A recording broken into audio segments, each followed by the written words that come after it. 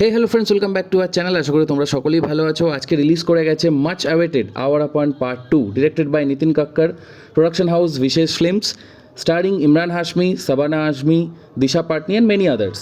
তো কেমন লাগলো মুভিটা? 2007 সালের যে নস্টালজিয়াটা, যেটা এখনও কাজ করছে 90s 2000-এর কিডসের, স্পেশালি তোফি রাও, তেরা মেরা রিস্তা পুরানা, শিবম পণ্ডিতের ক্যারেক্টার, ইমরান হাশমি, শ্রিয়া শরণ অ্যান্ড এভরিওয়ানস পারফরমেন্স ফ্রম 2007, সেই জিনিসটার জন্য কিন্তু একটা 25 ক্রোরের কাছাকাছি ওপেনিং নিতে চলেছে আওয়ার আপন পার্ট 2, এবং this will be Emraan Hashmi's biggest opener এবং first 100 crore net in Bollywood.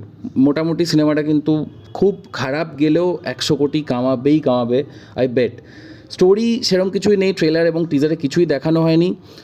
এটা একটা চাইল্ড ট্রাফিকিং নিয়ে দেখাবে 2007 সালে, মানে আওয়ার আপন পার্ট 1-এ ইমরান হাশমি শেষে দেখাবে মারা যাবে, but end of the day, মানে এন্ড অফ দ্য মুভি কিন্তু সে বেঁচে থাকছে। মানে পার্ট 2 বের করলে তো বাঁচাতে হতোই, সে যে মুভি যে হিরোই হোক না কেন। তো এবার সে একটা চাইল্ড ট্রাফিকিং মানে কেসকে সলভ করার জন্য ব্যাংকক যাবে, এই নিয়ে স্টোরিটা। তো স্টোরি কিন্তু নতুনত্ব কিছু নেই, এরকম স্টোরি আমরা হাজারবার দেখেছি, হাজারটা সিনেমায়। স্ক্রিন প্লেও ঠিকঠাক, পারফরমেন্স প্রত্যেকেরই আমি বলবো মোটামুটি ভালোর দিকেই, বাজে নয়। Emraan Hashmi obviously, no doubt. Shivam Pandit যেরকম আমরা 2007-এ দেখেছিলাম, 19 বছর পরেও সেই একই ইমোশন, সেই একই স্ক্রিন প্রেজেন্স কিন্তু ইমরান হাশমি স্ক্রিনে তুলে ধরেছেন।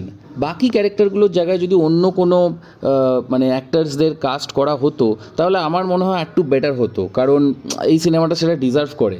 নেভারথেলেস এই সিনেমাটা থেকে যদি তোফি রাও, তেরা মেরা রিস্তা গানটা বার করে নেওয়া হয়, এবং ইমরান হাশমি এবং আওয়ার আপন ওয়ান ফ্যাক্টরটা যদি বার করে নেওয়া হয়, তাহলে কিন্তু এই সিনেমাটা জাস্ট একটা অ্যাভারেজ ফিল্ম দাঁড়াচ্ছে।